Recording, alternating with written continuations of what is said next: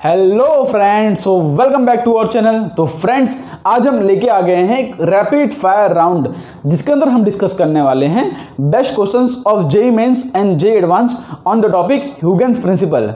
हमने Huygens principal के अंदर वेवफ्रंट को कॉन्सेप्ट समझा था, हमने देखा था किस तरह से वेवफ्रंट होता है। तो उसके बेस पे मतलब जेईई मेंस में और जेईई एडवांस में जो क्वेश्चंस आने वाले हैं सब कुछ आज के लेक्चर के अंदर हम डिस्कस करने वाले हैं। तो ह्यूगेन्स प्रिंसिपल का कॉन्सेप्ट हमने लेक्चर नंबर 1 और lecture number 2 of wave optics के अंदर डिस्कस किया है। तो उस वीडियो को जरूर से देख लें इस लेक्चर को अटेंड करने से पहले। ओके, तो आपके स्क्रीन पर क्वेश्चन आएगा, आपको पहले पॉज करना है, फिर उसको रिज्यूम करके उसका सॉल्यूशन देखना है। ओके, जब तक आपको मतलब आंसर ना आ जाए या आपको जब तक फुल्ली आप ट्राई ना कर ले तब तक आपको उसका रिज्यूम करके सॉल्यूशन देखना नहीं है, और उसके बाद उसका रिज्यूम करके आप सॉल्यूशन देख सकते हो। ठीक है, तो इतने इन्फॉर्मेशन के साथ शुरू करते हैं अपना लेक्चर।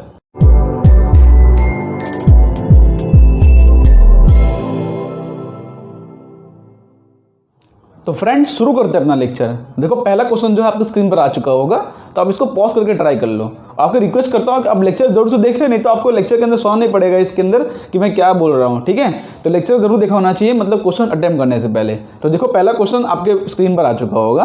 क्वेश्चन क्या कह रहा है? Wave front incident on a interface between the medium is shown in the figure, the refracted wave front will be. मतलब यहाँ पे हमको रिफ्रैक्टेड वेव फ्रंट का बताना है किस तरह से होगा और सरफेस में कितना एंगल बनाएगा। दो बातें हमको बतानी है कि मतलब वेव फ्रंट कैसे बनेगा और कितना एंगल बनाएगा। ठीक है, तो आप इसको पॉज करके ट्राई कर लो, मैं इसका यहाँ पे सॉल्यूशन दिखाता हूँ। तो यहाँ पे वेव फ्रंट इस तरह से आ रहा है। देखो, एक सरफेस दिया है हमको, इस तरह एक सरफेस दिया है, और यहाँ पे क्या है कि इस तरह से वेव फ्रंट आ रहा है ना, इस तरह से वेव फ्रंट आ रहा है। आपको सबसे इंपॉर्टेंट कॉन्सेप्ट पता होना चाहिए कि भाई वेव फ्रंट अगर इस तरह से हो तो रे ऑफ लाइट वेव फ्रंट के परपेंडिकुलर होती हैं। तो यहाँ पे वेव फ्रंट जो कि यहाँ पे 45 डिग्री एंगल बना रहा है, ओके, इससे 45 डिग्री एंगल बना रहा है, मतलब यहाँ पे रे ऑफ लाइट इसके परपेंडिकुलर होंगी। मतलब रे ऑफ लाइट एक्चुअली इस तरह से आ रही होगी, रे ऑफ लाइट वेव फ्रंट के परपेंडिकुलर इस तरह से कुछ आ रही होंगी। ठीक है, और इसका इंसिडेंट एंगल कितना होगा? इंसिडेंट एंगल हमको पहचानना पड़ेगा। भाई ये 45 डिग्री है और ये इसके परपेंडिकुलर है, समझ रहे हो ना? देखो, ये रे ऑफ लाइट मतलब इसके परपेंडिकुलर है, मतलब ये 90 डिग्री है। मतलब क्या है कि जो इंसिडेंट एंगल अपना ये होगा ना, ये 45 डिग्री हो जाएगा। समझ रहे हो? क्योंकि ये 45 होगा और ये 45 दोनों मिलके जो है वेव फ्रंट का 90 डिग्री एंगल बना देंगे। ओके, मतलब क्या है कि अपना इंसिडेंट एंगल जो बन गया इसका वो 45 डिग्री है। अब रिफ्रैक्टेड एंगल देखना है और देखना है वेव फ्रंट किस तरह से जाएगा। और यहाँ पे क्या है कि रिफ्रैक्टेड वेव फ्रंट पूछा है, तो यहाँ पे रे ऑफ लाइट इस तरह से जाएगी, और क्या बोला है कि म्यू इक्वल टू √2। देखो, यहाँ पे म्यू इक्वल टू 1 है और यहाँ पे क्या है, म्यू इक्वल टू √2 है। तो रे ऑफ लाइट रेयर से डेंसर में जा रही है तो बेंड्स टुवर्ड्स द नॉर्मल। इसको ये कॉन्सेप्ट हमको पता है कि बेंड्स टुवर्ड्स द नॉर्मल। अब ray of light towards the normal bend कर गई तो इसका वेव फ्रंट कैसे बनेगा? और यहाँ पे आपके पास मतलब कि इतने ऑप्शन है, इसके अंदर वेव फ्रंट कैसे बनेगा आपको पहचानना है। तो आपको वेव फ्रंट बनाना है सिंपली इसके परपेंडिकुलर। तो इसके परपेंडिकुलर कौन सा वेव फ्रंट बन सकता है? कुछ इस तरह से बनेगा वेव फ्रंट जो कि इसके परपेंडिकुलर होगा, है ना? भाई इस रे ऑफ लाइट के परपेंडिकुलर एक वेव फ्रंट बनाना है, तो मैंने इस रे ऑफ लाइट के परपेंडिकुलर वेव फ्रंट बना दिया। बस है वेव फ्रंट इस सरफेस के साथ कितना एंगल बना रहा है वो देख लो, सरफेस के साथ कितना एंगल बना रहा है रिफ्रैक्टेड वेव फ्रंट। तो उसके लिए हमको ये एंगल पहचानना पड़ेगा, भाई ये एंगल कितना है। तो हम क्या करते हैं, ध्यान से हम यहाँ पर स्नेल्स लॉ लगाते हैं, बिकॉज रिफ्रैक्शन हो रहा है तो स्नेल्स लॉ वैलिड है। तो μ1 sin θ1 इक्वल टू μ2 sin θ2। तो μ1 जो कि एयर दिया है और एंगल कितना है, देखो इंसिडेंट एंगल है 45 डिग्री, तो ये हो जाएगा 1/√2 sin 45, और μ2 कितना है √2 और sin θ2 हमको नहीं पता। ठीक है, तो यहाँ पे क्या हो जाएगा, ये 1/2 नीचे आ जाएगा, तो 1/2 इक्वल टू हो जाएगा sin θ। मतलब थीटा की वैल्यू आ गई 30 डिग्री। मतलब क्या है कि ये एंगल हमको मिल गया 30 डिग्री रिफ्लेक्टेड एंगल। लेकिन अपने को जानना है कि ये एंगल कितना होगा। अपने पता है कि देखो ये पूरा सरफेस परपेंडिकुलर है, मतलब देखो ध्यान से कि अब यहाँ पे ट्रायंगल बना सकते हो, ये 30 डिग्री होगा तो बाकी ये एंगल 60 डिग्री होगा। भाई ये 30 होगा, ये 60 होगा, और ये वेव फ्रंट जो है रे ऑफ लाइट के परपेंडिकुलर होता है। इस तरह से वेव फ्रंट जो है रे ऑफ लाइट के परपेंडिकुलर होता है। तो यहाँ पे ये अपना 90 डिग्री है, ये 90 है 60 है, तो ये भी अपना 30 डिग्री होगा। 90 है 60 है तो ये भी अपना 30 डिग्री होगा। ठीक है, μ1 × 1/√2 इक्वल टू √2। हाँ, तो ये भी अपना 30 डिग्री होगा। मतलब कौन सा ऑप्शन करेक्ट है इसके अंदर? अपना बी ऑप्शन करेक्ट है। बहुत से बच्चों को लगता है कि भाई अगर ये 30 डिग्री होगा तो वेव फ्रंट उसके परपेंडिकुलर है, मतलब वो 60 डिग्री होगा। लेकिन यहाँ पे ध्यान से देखो, ये एंगल भी अपना 30 डिग्री बन रहा है। और आपको अगर याद हो, हमने लॉ ऑफ रिफ्रैक्शन जब प्रूफ किया था तो उसके अंदर हमने बोला था कि भाई ये r होगा, ये 90 माइनस r होगा और अपना फिर से ये r बन जाता है। ओके, तो ये एंगल भी अपना 30 डिग्री होगा। तो करेक्ट ऑप्शन इसके अंदर बी है, डी नहीं है। ठीक है, कौन सा करेक्ट ऑप्शन है इसके अंदर? बी करेक्ट ऑप्शन है। जिसको डी लग रहा होगा ऑप्शन गलत है। ठीक है, क्योंकि देखो ध्यान से, ये 30 डिग्री बन रहा है, 60 है, लेकिन अपने को ये एंगल चाहिए ना जो कि सरफेस से बना रहा है। तो सरफेस से रे ऑफ लाइट इस तरह से 30 डिग्री एंगल बना रहा है। ओके, तो ये अपना बी ऑप्शन करेक्ट है। होप्स आपको क्वेश्चन समझ पड़ा होगा। अब इसको रफ करके करते हैं अपना सेकंड क्वेश्चन। तो देखो ध्यान से, सेकंड क्वेश्चन भी आपके स्क्रीन पर आ चुका होगा, एक बार पॉज करके उसको भी ट्राई कर लो। ओके, अब ये सेकंड क्वेश्चन जो है ये पैराग्राफ टाइप क्वेश्चन है, मतलब कि इसके अंदर 3 क्वेश्चंस आते हैं। क्वेश्चन दिया रहेगा आपके सामने और उसके अंदर 3 क्वेश्चंस आते हैं। ठीक है, तो पहले तो आप क्वेश्चन रीड कर लो, क्वेश्चन क्या दिया गया है। मतलब पैराग्राफ ऊपर दिया रहता है, उसके बेस पे 3 क्वेश्चन दिए रहते हैं, उसको आपको सॉल्व करना होता है। ये भी जे एडवांस का एक फॉर्मेट है। तो क्वेश्चन क्या दिया गया है देखो, कि a figure shows a surface X Y separating 2 transparent medium 1 and medium 2। मतलब क्या है कि एक सरफेस एक्स वाई है, इस तरह से एक सरफेस एक्स वाई है जो कि 2 मीडियम को सेपरेट कर रही है। मीडियम 1 है अपना, ये मीडियम 2 है। और क्या बोला गया है, the lines A B and C D represent wavefront of light in travelling medium 1।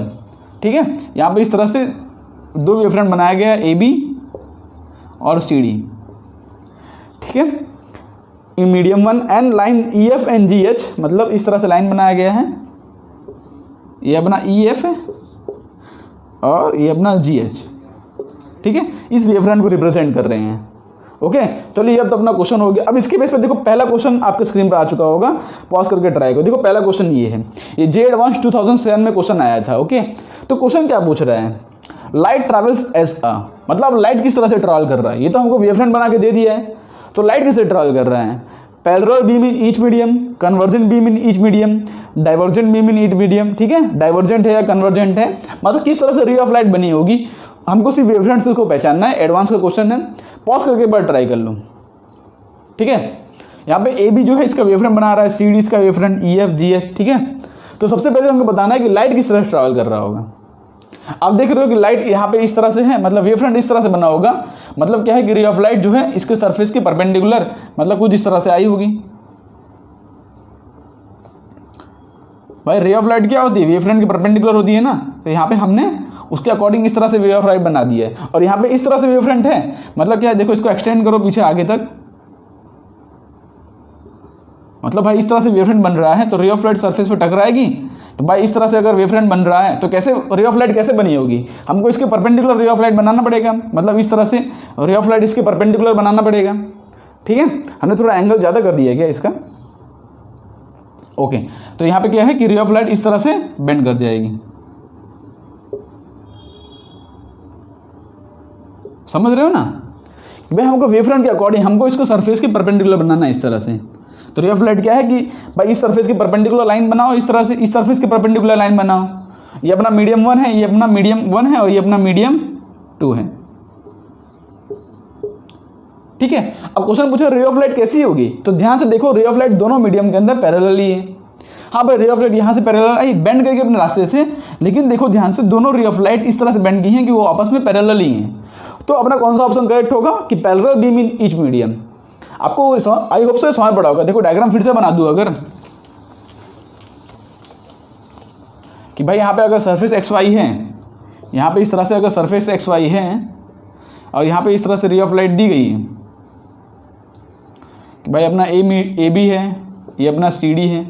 ठीक है, और उसके अकॉर्डिंग यहाँ पे किस तरह से दिया गया था, इस तरह से दिया गया था। तो यहाँ से रे ऑफ लाइट अगर आएगी ऐसे करके, तो यहाँ से डेफिनेटली इस तरह से बेंड कर जाएगी अपने पाथ से। ओके, लेकिन दोनों जगह रे ऑफ लाइट क्या है, पैरेलल ही है। ठीक है, ये बात आपको ध्यान रखना है। ये A B C D E F और जी एच। तो चलो पहला क्वेश्चन तो अपना सॉल्व हो गया। अब इसी क्वेश्चन के बेस पे सेकंड क्वेश्चन क्या बोल रहा है। ठीक है, the phases of light wave at C D E and F are phi C phi D phi N. ठीक है, क्या बोल रहे हैं कि अलग अलग पॉइंट में, मतलब ए बी क्या बोल रहे हैं कि the phases of light at C, मतलब सी पे जो फेज है वो फाई सी है, डी पे जो फेज है वो फाई डी, ऐसा अलग अलग फेज हमको दिया है। और हमको ये भी दिया है कि phi C is not equal to phi F. Phi C is not equal to phi F, मतलब सी का जो फेस है और एफ के फेस के साथ मैच नहीं कर रहा है, ऐसा हमको दे दिया गया है। ठीक है। अब बताना इसके अंदर कौन सा ऑप्शन करेक्ट होगा, ठीक है, बताना इसके अंदर कौन सा ऑप्शन करेक्ट होगा। तो इसको किस तरह सोचेंगे, तो हमने वेवफ्रंट का एक और कॉन्सेप्ट पढ़ा। देखो गिन चुन के दो कॉन्सेप्ट होते हैं इसके अंदर कि रे ऑफ लाइट परपेंडिकुलर होती हैं और यहाँ पर जो सारे पॉइंट होते हैं वो सेम फेज में होते हैं। बस इतना ही कॉन्सेप्ट है, इसके ऊपर क्या ही क्वेश्चन पूछ लेंगे इन लोग जो एडवांस में, ठीक है। क्या है कि रे ऑफ लाइट सरफेस के परपेंडिकुलर और इसके सारे पॉइंट जो होते हैं वेवफ्रंट के अंदर, ये अपना वेवफ्रंट है। अपने पता है कि पैरेलल रेस ऑफ लाइट के लिए इस तरह से वेवफ्रंट बनती हैं, ठीक है। इसके सारे पॉइंट क्या होते हैं सेम फेज में, मतलब क्या है कि ए बी का फेज सेम होगा, सी डी का फेज सेम होगा, ई एफ का फेज सेम होगा, जी एच का फेज सेम होगा, ठीक है। ए और बी का फेज सेम है, सी और डी का फेज सेम है, ई और एफ का फेज सेम है, जी और एच का फेज सेम है। बिकॉज क्या है कि वेवफ्रंट के अंदर जितने पॉइंट्स होते हैं वो सारे पॉइंट सेम फेज में होते हैं। तो बोला क्या है कि phi C can not be equal to phi D, phi C can not be equal to phi D. अपना ए ऑप्शन तो गलत है भाई, क्योंकि भाई वेवफ्रंट बनाया, इस वेवफ्रंट कैसे बनता है कि सारे पॉइंट सेम फेज में हो, तो सी और डी तो सेम फेज में होंगे ही, तो पहला ऑप्शन तो गलत है। दूसरा, phi D can not be equal to phi E, phi D क्या बोला, phi D can be equal to phi E, phi D can be equal to phi E. भाई ये दोनों कैसे मैच करेंगे भाई, इसका देखोगे ध्यान से, इसका फेस फाई डी है और इसका फेस फाई है, और हमने पता है कि भाई रे ऑफ लाइट इस तरह से बेंड कर रही है, ठीक है। मतलब क्या है, रे ऑफ लाइट इस तरह से बेंड कर रही है और बोला है कि phi D can be equal to phi E, phi D can be equal to phi, इसका फेस अलग है, इसका फेस अलग है, क्योंकि देखो क्वेश्चन में कंडीशन हमको दे दिया है। देखो क्योंकि देखो ऑप्शन के अंदर कैन यूज़ किया गया है, एक ऐसा पॉसिबिलिटी हो भी सकता है कि हो जाए, लेकिन इसके अंदर गलत क्यों है ऑप्शन, देखो ध्यान से, क्योंकि हमको कंडीशन दिया गया है। बाकी कैन कभी यूज़ किया हो ना, कैन कभी कैन यूज़ किया हो, मस्ट यूज़ किया हो, मे यूज़ किया हो, ऑप्शन के अंदर आपको सतर्क हो जाना है कि भाई कोई भी वैसी पॉसिबिलिटी है जहाँ हो सकता है कि नहीं। तो यहाँ पे फाई डी और फाई सी इक्वल हो भी सकते हैं, इक्वल नहीं भी हो सकते हैं, हमको क्या पता इक्वल है कि नहीं, लेकिन यहाँ पे बोल दिया गया है कि फाई सी और फाई एफ इक्वल नहीं है, मतलब सी और एफ इक्वल नहीं है। तो भाई अगर सी और एफ इक्वल नहीं है तो भाई ई और एफ तो सेम फेज में है, सी और डी भी सेम फेज में है, तो अगर ई सी और एफ इक्वल नहीं है तो डी और ई भी इक्वल नहीं होंगे, इसलिए अपना जो बी ऑप्शन है वो भी गलत है, ठीक है। बी ऑप्शन है वो गलत है। बात समझ पड़ा ना क्यों गलत है वो। बाकी जब कैन यूज़ किया है तो हो भी सकता है, जरूरी नहीं कि हमेशा नहीं हो, लेकिन यहाँ पे बोल दिया है क्वेश्चन के अंदर, कंडीशन दे दिया गया है कि फाई सी और फाई एफ इक्वल नहीं है, फाई सी और फाई एफ इक्वल नहीं है, इसीलिए जो है डी और इक्वल नहीं है। समझ पड़ गया ना। चलो तीसरा ऑप्शन क्या बोल रहा है कि phi D minus phi F, phi D minus phi F is equal to phi C minus phi E. क्या बोल रहे हैं कि phi D minus phi F, phi D minus phi F is equal to phi C minus phi E, phi C minus phi. अब अपने पता, देखो एक और कॉन्सेप्ट पता होना चाहिए कि भाई वेवफ्रंट के अंदर सारे पॉइंट जो होते हैं सेम फेज में होते हैं, तो अगर हम किसी भी दो पॉइंट का अगर हम निकालें, मतलब कि माइनस करें, जैसे कि फाई बी माइनस फाई ए करूँ, फाई बी माइनस फाई ए करूँ, तो इक्वल टू जीरो आएगा ना, क्योंकि दोनों का फेस सेम है। भाई ये भी मान लो 60 डिग्री पे है, ये भी 60 डिग्री पे होगा, फेस तो सेम ही। उसी हिसाब से phi C minus phi D करूँ तो भी 0 डिग्री आएगा, phi C minus phi D करूँ वो भी 0 डिग्री आएगा, phi E minus phi F करूँ, phi E minus phi F तो भी इक्वल टू 0 आएगा, ठीक है। मतलब क्या है कि अगर मैं वेवफ्रंट के किसी भी दो पॉइंट को अगर लेता हूँ और उनका डिफरेंस लेता हूँ तो हमेशा इक्वल टू 0 आएगा, ठीक है। अब हमको पता है कि सी और डी सेम फेज में है, ई और एफ भी सेम फेज में है। देखो सी और डी सेम फेज में है, ई और एफ भी सेम फेज में है, तो phi D minus phi F, phi D minus phi F is equal to phi C minus phi E, phi D minus phi F is equal to phi D minus phi E. हमको ये भी पता है कि भाई एक wavefront से दूसरे वेवफ्रंट में जाने का जो टाइम होता है वो सेम होता है। आपको पता होना चाहिए ये बात कि हम इस तरह से अगर स्पेरिकल वेवफ्रंट बनाते हैं इस तरह से, तो यहाँ से चाहे किसी पार्ट में अगर किसी भी पॉइंट से आप पकड़ो और एक पॉइंट से दूसरे वेवफ्रंट में जा रहे हो तो उसमें तो टाइम लगता है ना, वो सेम ही होता है। मतलब कि सी से ई तक आओ या डी से लेके एफ तक आओ, दोनों में टाइम कितना लगने वाला है, सेम ही लगने वाला। टाइम सेम मतलब क्या है कि वो इक्वल हैं, ठीक है, उनका जो फेस है वो इक्वल है, फेस थोड़ी चेंज होता है इसके अंदर।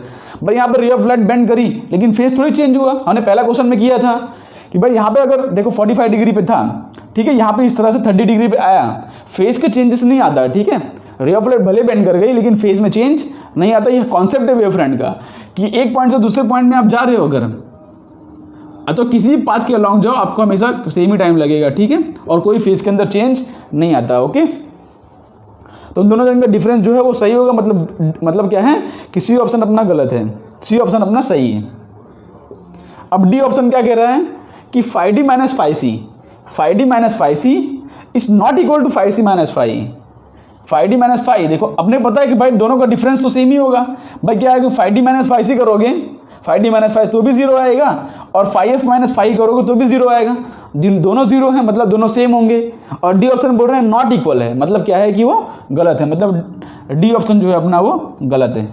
समझ पड़ गया? और उसी हिसाब से सी ऑप्शन करेक्ट हो जाता है अपना। भाई इन दोनों जन का डिफरेंस, दोनों इक्वल टू 0 है, तो 0 इक्वल टू 0 दोनों सेम हो गए। ठीक है, क्योंकि सारे पॉइंट सेम ही फेज में होते हैं। तो अपना जो है करेक्ट ऑप्शन इसके अंदर हो जाएगा सी ऑप्शन। ओके, तो ये अपना हो गया क्वेश्चन का सेकंड पार्ट। अब तीसरा पार्ट आ रहा है क्वेश्चन का कि स्पीड ऑफ लाइट इज, मतलब किसके अंदर ज़्यादा है, same in both medium 1 and medium 2, larger in medium 1 and कम इन, ऐसा बोला है, अलग अलग ऑप्शन दिए गए हैं। तो आप खुद से सोचो कि किसके अंदर स्पीड ऑफ लाइट ज़्यादा होगी। अब ध्यान से देखो, हमने वेव फ्रंट के अकॉर्डिंग रे ऑफ लाइट बनाया है, मतलब रे ऑफ लाइट यहाँ पे आके बेंड कर रही है। तो रे ऑफ लाइट अगर नॉर्मल बनाए तो देखो ध्यान से टूवर्ड्स द नॉर्मल बेंड की है, मतलब क्या है कि स्पीड जो μ2 है वो ग्रेटर देन μ1 है, मतलब रे ऑफ लाइट रेयर से डेंसर में जा रही है। रे ऑफ लाइट कहाँ से कहाँ जा रही है, रेयर मीडियम से लेके डेंसर मीडियम तक। और स्पीड ऑफ लाइट किस में ज़्यादा होती है, रेयर में कि डेंसर में? स्पीड ऑफ लाइट हमेशा रेयर मीडियम में ज़्यादा होती है। मतलब क्या है कि larger in medium 1 than in medium 2, अपना बी ऑप्शन जो है वो करेक्ट होगा। ठीक, कौन सा ऑप्शन करेक्ट है? B option. समझ पड़ रहा है क्या बोला मैंने कि भाई रे ऑफ लाइट यहाँ पे बेंड की है, मतलब डेफिनेटली डेंसर मीडियम होगा। तो डेंसर मीडियम के अंदर स्पीड ऑफ लाइट कम होती है as compared to rare medium. Okay, तो अपना करेक्ट ऑप्शन जो हो जाएगा इसके अंदर बी ऑप्शन। तो इस तरह के पैराग्राफ क्वेश्चन आया था, मतलब जे एडवांस 2007 के अंदर, जिसके अंदर इस तरह से 3 अलग अलग ऑप्शन दिए गए थे। तब जे एडवांस नहीं होता था, तब क्या है कि IIT जेई होता था। तो इस IIT JEE 2007 के अंदर ये क्वेश्चन आया था। ओके, तो इसको रफ करके करते हैं अपना नेक्स्ट क्वेश्चन। तो देखो नेक्स्ट क्वेश्चन जो है आपके स्क्रीन पर आ चुका है, तो उसको भी पॉज करके ट्राई कर लो। आज के सारे क्वेश्चन जो हैं वेव फ्रंट के बेस पे ही होने वाले हैं। ओके, तो क्वेश्चन क्या कह रहा है, हाँ ये क्वेश्चन देखो क्या है कि in the adjoining diagram of wave front AB moving in air is incident on the plane glass surface XY। मतलब इस तरह से हमको XY सरफेस दिया गया है, और ये बहुत ही ईजी क्वेश्चन है। क्वेश्चन को देख के डरना मत, बहुत ही ईजी क्वेश्चन है ये। ठीक है, और यहाँ पे इस तरह से हमको डायग्राम दे दिया गया है। रे ऑफ लाइट यहाँ से इस तरह से आ रही है, यहाँ पे बेंड कर जा रही है, फिर इस तरह से हमको दिया गया है, इस पॉइंट पे पहुँचा, फिर रे ऑफ लाइट यहाँ पे इस तरह से है, फिर इस तरह से रे ऑफ लाइट यहाँ पहुँचा। ठीक है, ये हमको दिया गया है, ये हमको दिया गया है थीटा डैश, ये हमको दिया गया है थीटा, ये हमको दिया गया है फाई, ये हमको दिया गया है फाई डैश। ठीक है, और ये पॉइंट अपना देखो, ये पॉइंट CD है, ये पॉइंट AB है। ठीक है, क्वेश्चन में क्या बोला गया है कि in the adjoining diagram of wave front AB moving in air is incident on the plane glass surface XY। Glass surface XY पे इंसिडेंट वेव फ्रंट आए इस तरह से। ठीक है, अब क्या बोला गया है, if position CD after refraction, refraction के बाद CD अपना पोजीशन बता रहा है। जैसे हमने डेरिवेशन में किया था, अगर आपको याद हो, हमने लॉ ऑफ रिफ्रैक्शन प्रूफ किया था, उसके अंदर ऐसा ही डायग्राम बना था अपना कि भाई 2 रे ऑफ लाइट इस तरह से आती हैं, हमने इंसिडेंट वेव फ्रंट बनाया था। उसके बाद T टाइम के बाद हमने बोला था कि यहाँ पे एक और वेव फ्रंट बनेगा, उस हिसाब से यहाँ पे भी हमने बोला था एक और वेव फ्रंट बनेगा। हमने इस तरह से रिफ्लेक्टेड वेव फ्रंट बनाया था। आपको याद हो, लॉ ऑफ रिफ्रैक्शन वैसे सिंपल एकदम बैठा क्वेश्चन है। तो बोला गया है the refractive index glass with respect to air μ=1। देखो ये अपना एयर है μ=1, और यहाँ पे कोई रिफ्रैक्टिव इंडेक्स म्यू है, तो अपने को म्यू की वैल्यू बतानी है क्या होगा। बहुत ही सिंपल क्वेश्चन। ध्यान से देखोगे कि अगर यहाँ पे नॉर्मल ड्रॉ करूँ इस तरह से, अपने पता स्नेल्स लॉ क्या होता है कि μ1 sin θ1 = μ2 sin θ2। ठीक है, या तो चलो इसको sin I और sin R लिख देता हूँ, sin I और sin R। तो अपने को इंसिडेंट एंगल चाहिए, ये इंसिडेंट एंगल, और ये अपने को रिफ्लेक्टेड एंगल चाहिए। बस I और R ढूंढना है इसके अंदर। तो भाई अगर ये थीटा है तो ये हो जाएगा 90 - थीटा, और ये हो जाएगा अपना थीटा। मतलब क्या है कि अपना I = है थीटा, I = है थीटा। भाई चारों ऑप्शन में देखोगे थीटा फाई डैश, इसमें ही वेरिएशन है, बाकी कुछ भी चेंजेस है नहीं। तो I क्या बन गया अपना थीटा, इस तरफ से R क्या बनेगा, देखो ये अपना फाई है, ये अपना फाई है, तो ये अपना 90 - 5 बनेगा। अब ध्यान से देखोगे कि ये अपना फाई है, तो ये अपना 90 - 5 बनेगा। मतलब R क्या है 90 - 5, तो 90 - 5 क्या है देखो ये एंगल अपना 90 डिग्री होता है, क्योंकि अपने पता है कि वेव फ्रंट और ये रे ऑफ लाइट परपेंडिकुलर होते हैं एक दूसरे को। तो ध्यान से देखोगे ये जो आर है ना, ये 5 के इक्वल होता है, मतलब ये 5 और आर इक्वल होते हैं। हमको पता है कि भाई ये देखो ये आर है अपना, तो ये अपना हो जाएगा 90 माइनस आर। देखो ध्यान से देखो कि ये अपना आर है, तो ये कितना हो जाएगा 90 माइनस आर, और ये 90 है तो ये अपना क्या हो जाएगा आर। मतलब अपना 5 जो आर की वैल्यू है वो 5 की इक्वल है, ना कि 5 के इक्वल है। बस 5 तो जो है वो तो 90 माइनस आर है। अपने को रिफ्रैक्टेड एंगल चाहिए जो कि किसके इक्वल है, 5 के इक्वल है। हमने डेरिवेशन में भी ये पॉइंट लिखा था, बहुत सिंपल है, कुछ है नहीं इसके अंदर, ठीक है। अगर ये आर है तो 90 माइनस आर, तो ये अपना क्या हो जाएगा आर। तो μ1 जो कि एयर है, साइन आई क्या है साइन थीटा, μ2 जो अपना म्यू है, और साइन आर क्या है साइन 5, ठीक है। तो म्यू की वैल्यू हो जाएगी साइन थीटा अपॉन साइन 5। मतलब इसके अंदर कौन सा ऑप्शन करेक्ट है अपना, बी ऑप्शन करेक्ट है, ठीक है। कौन सा ऑप्शन करेक्ट है, बी ऑप्शन। इस तरह से क्वेश्चन को प्रोसीड करना था।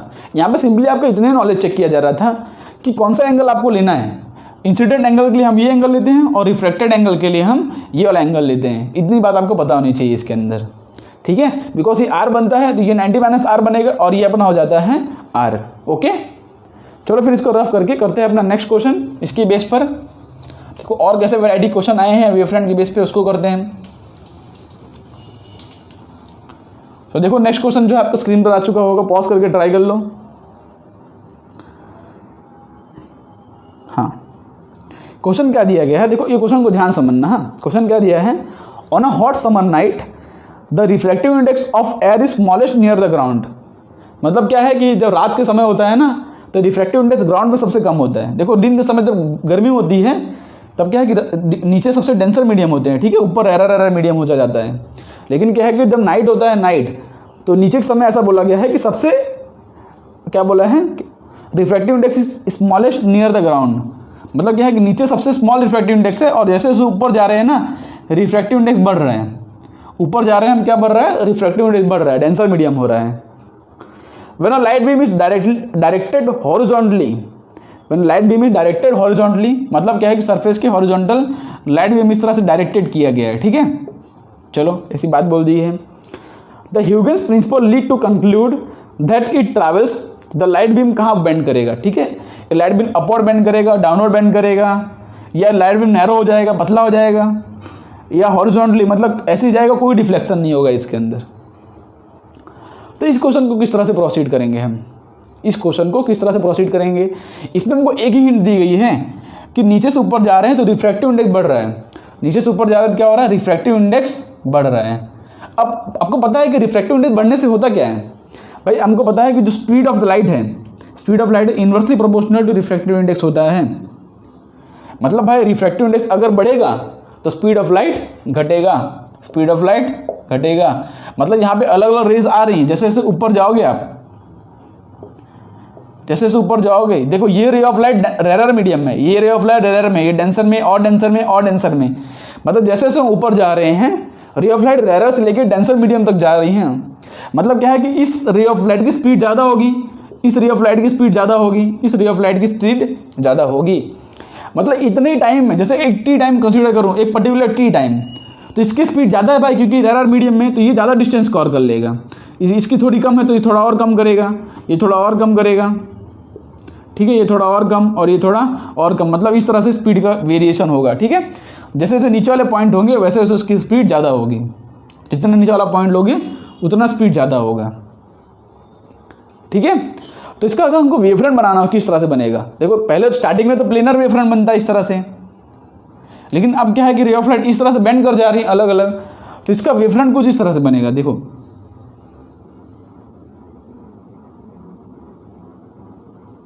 इसका वेवफ्रंट कुछ इस तरह से बनेगा। देखो ये सारे क्वेश्चंस होते हैं, आपको डायग्राम बनाना बहुत जरूरी, बिना डायग्राम के क्वेश्चन नहीं बन सकते, बिना डायग्राम के क्वेश्चन नहीं बन सकते। इसके अंदर सिर्फ इतना ही दिया है कि रिफ्रैक्टिव इंडेक्स ऊपर बढ़ रहा है, रिफ्रैक्टिव इंडेक्स बढ़ेगा तो स्पीड ऑफ लाइट घटेगा, स्पीड ऑफ लाइट जैसे जैसे ऊपर जा रहा है कम होता जा रहा है, और नीचे वाले का स्पीड ऑफ लाइट ज़्यादा है। तो सिंपली अगर वेवफ्रंट इस तरह से बन गया तो रे ऑफ लाइट कैसे बेंड करेगी बताओ, ऊपर के नीचे। तो इस वेवफ्रंट के परपेंडिकुलर लाइन ड्रॉ करो, परपेंडिकुलर तो परपेंडिकुलर लाइन इस तरह से बनाओगे आप, परपेंडिकुलर लाइन, है ना भाई। सरफेस के परपेंडिकुलर लाइन किस तरह से बनाओगे आप, इस तरह से बनाओगे ना, सरफेस के परपेंडिकुलर लाइन।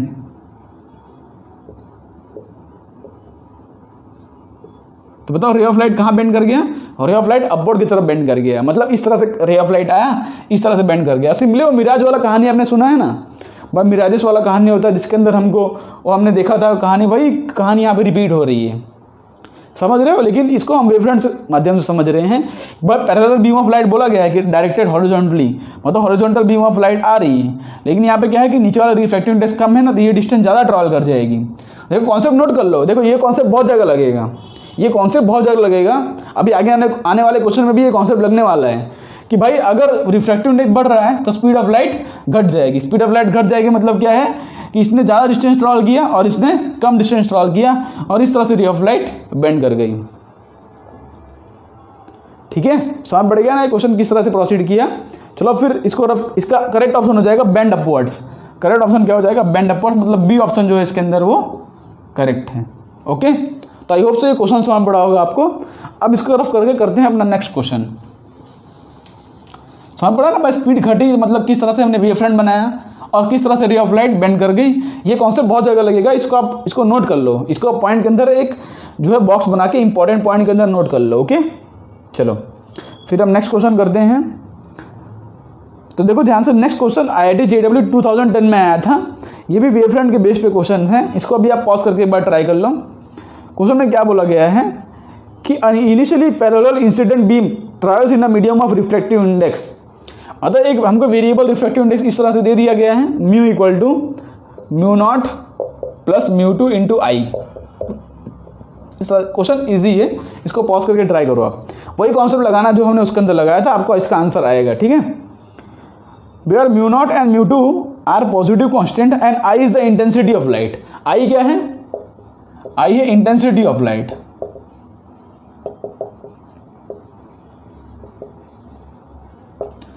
ठीक है, the intensity of light beam is decreasing with the increasing radius.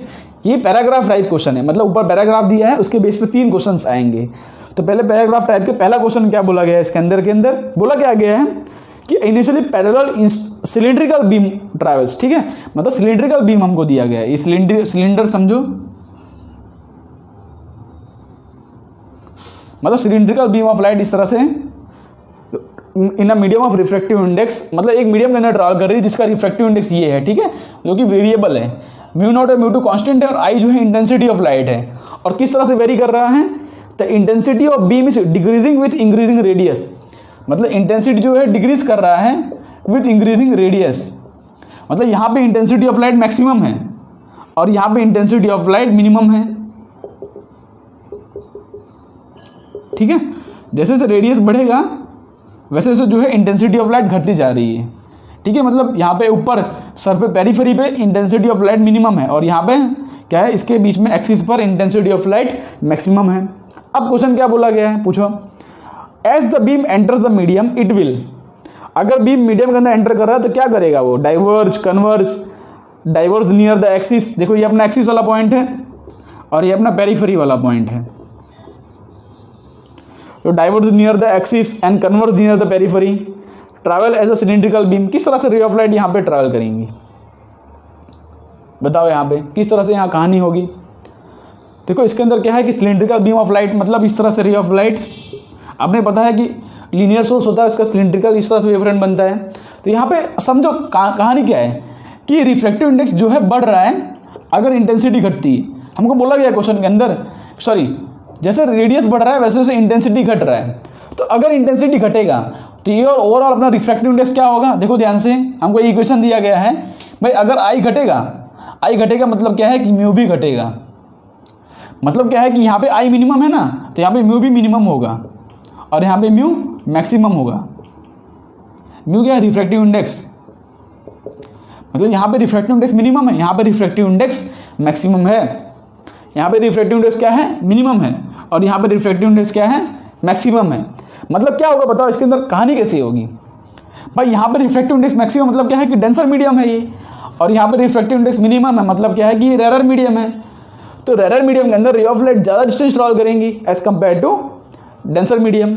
मतलब यहाँ के जो रेज ऑफ लाइट होंगे ज़्यादा डिस्टेंस ट्रैवल कर जाएंगे, और यहाँ के जो रे ऑफ लाइट होंगे अंदर वाले, थोड़ा डायग्राम अच्छे से बना दूँ, मतलब ऊपर वाले देखो, ऊपर वाले जो रे ऑफ लाइट ज़्यादा डिस्टेंस ट्रैवल करेंगे, और जैसे जैसे नीचे जाएंगे हम वैसे वैसे डिस्टेंस घटता जाएगा।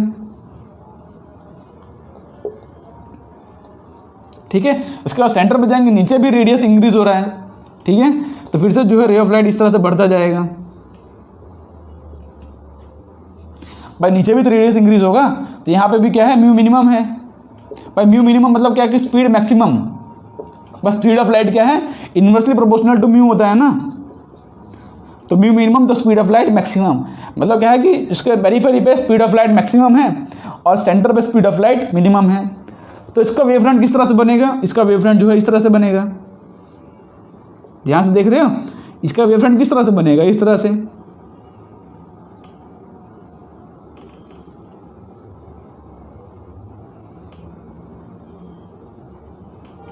तो भाई अगर इसका वेवफ्रंट इस तरह से बन रहा है तो रे ऑफ लाइट कैसे बेंड करेंगी, इस सरफेस के परपेंडिकुलर लाइन खींचो। हमको पता है रे ऑफ लाइट क्या बोलते हैं, वेवफ्रंट के परपेंडिकुलर होता है। तो यहाँ पे इस तरह से आप लाइन खींचोगे, तब ध्यान से देखोगे कि रे ऑफ लाइट जो है मतलब कि कन्वर्ज कर रही है एक पॉइंट पे।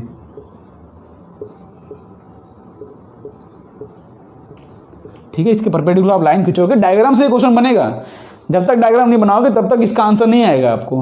देखो सेम कॉन्सेप्ट हमने यूज़ किया कि रिफ्रैक्टिव इंडेक्स घट रहा है तो स्पीड ऑफ लाइट बढ़ रहा है, सॉरी हाँ, रिफ्रैक्टिव इंडेक्स घटेगा तो स्पीड ऑफ लाइट बढ़ेगा। मतलब क्या है कि सरफेस पे स्पीड ऑफ लाइट मैक्सिमम है और इस तरह से इस पॉइंट पे आके कन्वर्ट कर गई रे ऑफ लाइट, क्योंकि इसके परपेंडिकुलर हमको बनाना है वेव फ्रंट। वेव फ्रंट का कॉन्सेप्ट तो क्लियर है ना कि भाई वेव फ्रंट के परपेंडिकुलर होती है रे ऑफ लाइट। ओके, तो यहाँ पे अपना ये तो अपना पहला क्वेश्चन का आंसर क्या होगा, कन्वर्ज, मतलब बी ऑप्शन जो है अपना वो करेक्ट होगा। ओके, अब सेकंड क्वेश्चन करते हैं। इसके अंदर सेकंड क्वेश्चन क्या है कि the initial shape of the wave front of the beam is, initial shape कैसा होगा। भाई बीम इस तरह से आ रही है तो इनिशियल शेप कैसा होगा, इनिशियल शेप तो इस तरह से होगा ना। भाई अगर पैरेलल बीम ऑफ लाइट है तो उसका वेव फ्रंट कैसे बनेगा, प्लेनर बनेगा ना। तो इनिशियल तो प्लेनर होगा, अपना डी ऑप्शन करेक्ट है इसके अंदर। जो सेकंड क्वेश्चन है उसके अंदर कौन सा आंसर करेक्ट होगा, डी ऑप्शन करेक्ट होगा, क्योंकि इनिशियली तो प्लेनर ही है ना ये, बाद में जो है इस कन्वर्ट कर रहे। बाद में पूछा होता तो हम बताते भाई इस तरह से बन रहा है, बाद में पूछा होता हम बताते इस तरह से बन रहा है, कॉन्वेक्स है कॉन्वेक्स है। वही कहाँ से इस तरह दिखोगे तो आपको कॉन्वेक्स लगेगा, यहाँ से दिखोगे कॉन्केव लगेगा, वो तो हो सकता है। लेकिन इनिशियली पूछा है, इनिशियली तो क्या आएगा अपना प्लेनर। ओके, तो अपना जो है इसके अंदर डी ऑप्शन करेक्ट है। और तीसरा क्या पूछा गया है कि the speed of the light in the medium is, low speed of light की बात कर रहे हैं तो कहाँ पे मिनिमम होगा speed of light, minimum on the axis. तो speed of light minimum on the axis, हाँ ए ऑप्शन अपना करेक्ट है। भाई मिनिमम होगा ना, एक्सिस पे स्पीड ऑफ लाइट मिनिमम होगा। दूसरा क्या बोला, सेम एवरीवेयर, वो तो गलत है। डायरेक्टली प्रोपोर्शनल टू आई, वो तो हम बोल नहीं सकते भाई, ऐसा कैसे बोल सकते हैं। Maximum on the axis of the beam, axis of the beam पे मैक्सिमम है नहीं, एक्सिस ऑफ द बीम पे क्या है, मिनिमम है। तो अपना जो ए ऑप्शन है वो करेक्ट होगा। ठीक है, तो इस तरह से पैराग्राफ टाइप क्वेश्चन आया था मतलब IIT JEE 2010 में वेव फ्रंट के बेस पे। आई होप सो आपको कॉन्सेप्ट समझ पड़ा होगा ये। ओके, अब इसको रफ करके करते हैं आज का हम लास्ट क्वेश्चन, चूँकि आया IIT JEE एडवांस 2020 में, अभी रिसेंट ईयर का क्वेश्चन है ये। JEE एडवांस 2020 में आया है वेव फ्रंट के बेस पे, तो इसमें क्वेश्चंस आ रहे हैं तो आपको कॉन्सेप्ट क्लियर रहना चाहिए। ओके, आज का लास्ट क्वेश्चन हम करते हैं। देखो ध्यान से, लास्ट क्वेश्चन आपके स्क्रीन पर आ चुका होगा। क्वेश्चन क्या बोल रहा है कि इस तरह से हमको सरफेस दिया गया है, बहुत इंपॉर्टेंट क्वेश्चन है, ध्यान से देखो।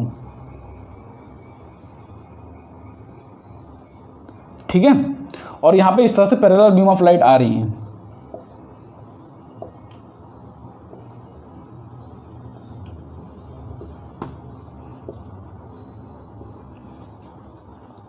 ओके,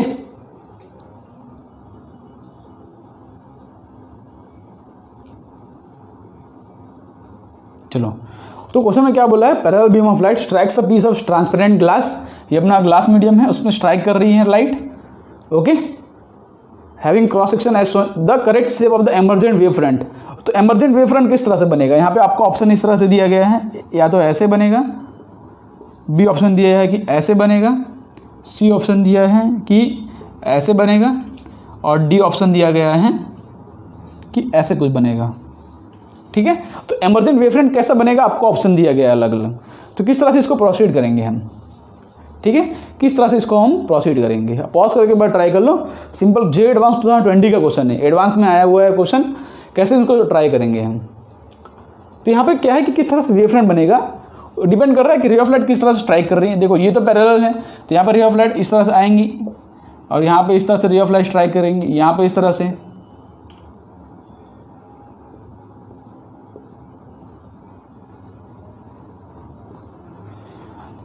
देखो इस क्वेश्चन को आपको मैं दो तरीके से कराऊंगा, ठीक है। इस क्वेश्चन को आपको मैं दो तरीके से कराऊंगा। पहला तरीका क्या है, हम स्पीड ऑफ लाइट वाला देखेंगे। पहला तरीका क्या है, स्पीड ऑफ लाइट, ठीक है। पहला तरीका क्या है, स्पीड ऑफ लाइट।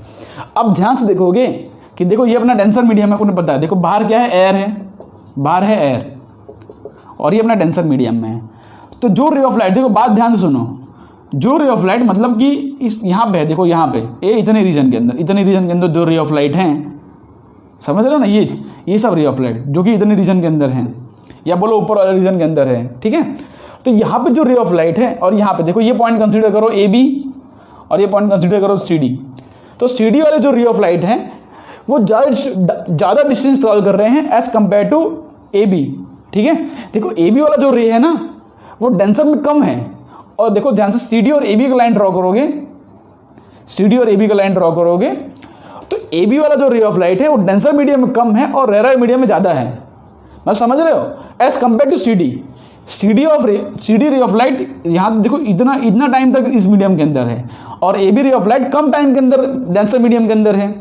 मतलब क्या है कि सेम टाइम के अंदर जो A B ray of light है ना, क्योंकि डेंसर मीडियम के अंदर कम है, और डेंसर मीडियम के अंदर कम है मतलब क्या है कि इसकी स्पीड ज़्यादा होगी। भाई यहाँ पे एयर में जैसे ये देखो, जब तक ये पॉइंट यहाँ पहुँचा, ये पॉइंट यहाँ पहुँचा होगा, उसके बाद तो ये एयर में आ गया, लेकिन ये अभी भी डेंसर मीडियम में है। ये समझ रहे हो ना बात, ये तो अभी भी डेंसर मीडियम में है, लेकिन यहाँ पे ये क्या आ गया, एयर में आ गया।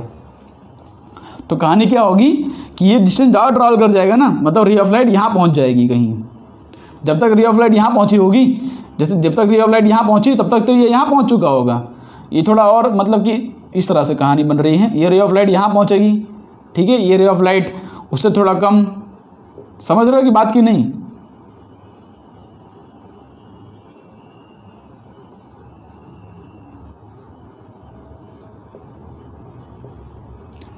समझ रहे हो ना कहानी, कि बीच का जो पॉइंट है वो सबसे ज़्यादा डिस्टेंस ट्रैवल कर रहा है। उसी हिसाब से यहाँ पे जो साइड वाले पॉइंट है ना, देखो इस तरह से कर्व बन रहा है, इस तरह से बन रहा है ना, मतलब ये भी डिस्टेंस थोड़ा कम ट्रैवल किए होंगे, ये थोड़ा ज़्यादा। देखो यहाँ से ये जो है इस तरह से होगा कहानी।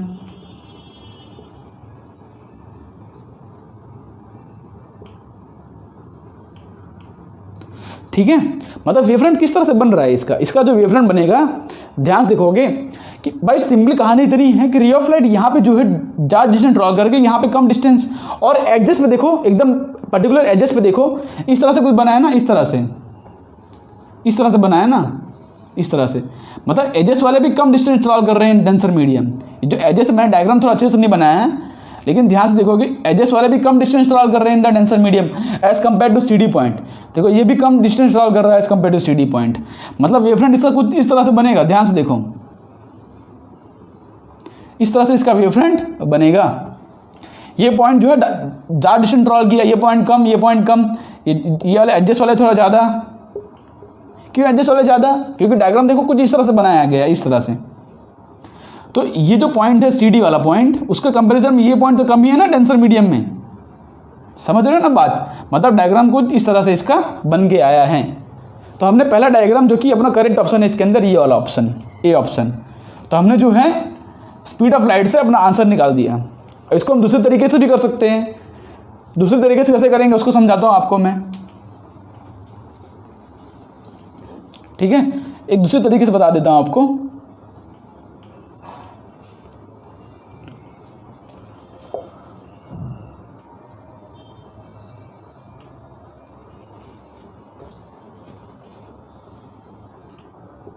ठीक है, अब देखो यहाँ पे हमको दो रे ऑफ लाइट समझनी है। कैसे हम समझेंगे कि यहाँ पे जो रे ऑफ लाइट आएगी, देखो यहाँ से जो रे ऑफ लाइट आएगी वो अगर जैसे यहाँ से जो रे ऑफ लाइट आएगी, समझो इस पॉइंट से, तो ये जो सरफेस है इसका नॉर्मल हम इस तरह से बनाएंगे, कुछ इस सरफेस इसका नॉर्मल हम कुछ इस तरह से बनाएंगे। तो भाई सरफेस का नॉर्मल, अब रे ऑफ लाइट डेंसर से रेयर में जा रही है, देखो ध्यान सुनो, दूसरा तरीका है, सेकेंड मेथड है इसका, मेथड 2। एक तो हमने स्पीड ऑफ लाइट से देख लिया है, इससे देखो अब रे ऑफ लाइट डेंसर से रेयर में जा रही है, तो डेंसर से रेयर में जाके कैसे बेंड करेगी, अवे फ्रॉम द नॉर्मल, मतलब रे ऑफ लाइट इस तरह से बेंड कर रही है, ठीक है। तो जिस हिसाब से यहाँ पे जो रे ऑफ लाइट आएगी, अब यहाँ पे इस पॉइंट पे जो रे ऑफ लाइट आ रही है, समझो इस पॉइंट से, तो यहाँ पे अगर मैं नॉर्मल बनाऊँ तो इसका नॉर्मल कैसे बनेगा, इसका सेंटर कहाँ पे होगा, कहीं यहाँ पे होगा भाई, ये कर्व सरफेस है, इसका सेंटर कहीं यहाँ पे होगा, है ना, स्फीयर कंप्लीट करोगे तो, और इसका सेंटर कहीं यहाँ पे होगा। तो अब रे ऑफ लाइट कैसे बेंड कर रही हैं, अब डेंसर से रेयर में जाएगी तो away from the normal bend करेगी, अवे फ्रॉम द नॉर्मल, मतलब यहाँ पे जो रे ऑफ लाइट आएगी ऐसे नॉर्मल बनाएंगे हम, अवे फ्रॉम द नॉर्मल इस तरह से बेंड करेगी, ठीक है। लेकिन उस हिसाब से यहाँ पे जो रे ऑफ लाइट आएगी इसका सेंटर तो कहीं यहाँ पे आएगा, ध्यान से देख रहे हो कि भाई इस पॉइंट पे अगर मैं रे ऑफ लाइट लेके जा रहा हूँ तो इसका सेंटर कहीं यहाँ पे होगा, तो रे ऑफ लाइट कैसे बेंड करेगी, अवे फ्रॉम द नॉर्मल, मतलब इस तरह से बेंड करेगी, ठीक है। तो उसके अकॉर्डिंग आप वेवफ्रंट बना सकते हो ना, बीच में डाइवर्जिंग है और बाहर कन्वर्जिंग है, तो कन्वर्जिंग का किस तरह से, इसके परपेंडिकुलर बनाओ वेवफ्रंट, इसके परपेंडिकुलर, उस हिसाब से इसके परपेंडिकुलर बनाओगे आप तो इस तरह से बनेगा, और फिर इसके परपेंडिकुलर बनाओगे तो इस तरह से बनेगा, समझ रहे हो ना। मतलब डाइवर्जिंग रे ऑफ लाइट होती हैं तो किस तरह से वेवफ्रंट बनता है, इस तरह से वेवफ्रंट बनता है, और कन्वर्जिंग रे ऑफ, क्योंकि परपेंडिकुलर बनाना है ना इनको सरफेस के, और कन्वर्जिंग रे ऑफ लाइट होती हैं अगर इस तरह से कन्वर्ज कर रही हों तो किस तरह वेवफ्रंट बनता है, इस सरफेस के परपेंडिकुलर इस तरह से बनता है, और यहाँ पे भी कन्वर्जिंग है तो इस तरह से वेवफ्रंट जो है बनेगा। मतलब क्या है कि ये अपना ऑप्शन जो है वो करेक्ट हो जाएगा। तब जो है रे ऑफ लाइट किस तरह से बेंड करेगा उसको भी आप देख सकते हो ना, डेंसर से रेयर में जा रही है तो रे ऑफ लाइट किस तरह से बेंड कर रही है, बीच में जो है डाइवर्जिंग तरह होगा और साइड में जो है वो कन्वर्जिंग वाला इफेक्ट आएगा, ओके। तो उसके ऊपर से भी हम इसका वेवफ्रंट बना सकते हैं। तो आई होप सो आज का लेक्चर आपको समझ पड़ा होगा, और वेवफ्रंट के बेस पे हमने जितने क्वेश्चंस करे होंगे आपको सब समझ पड़े होंगे, ओके। तो अब नेक्स्ट लेक्चर के रेडी हम जो है इंटरफ्रेंस वाला भी ऐसा रैपिड फायर राउंड करने वाले हैं, तो उसको भी आप जो है अटेंड कर लेना। आई होप सो आज का वीडियो पसंद आया होगा, तो मिलते हैं आपको नेक्स्ट वीडियो में, तब तक के लिए आप पढ़ाई करते रहें, तब तक के लिए बाय बाय।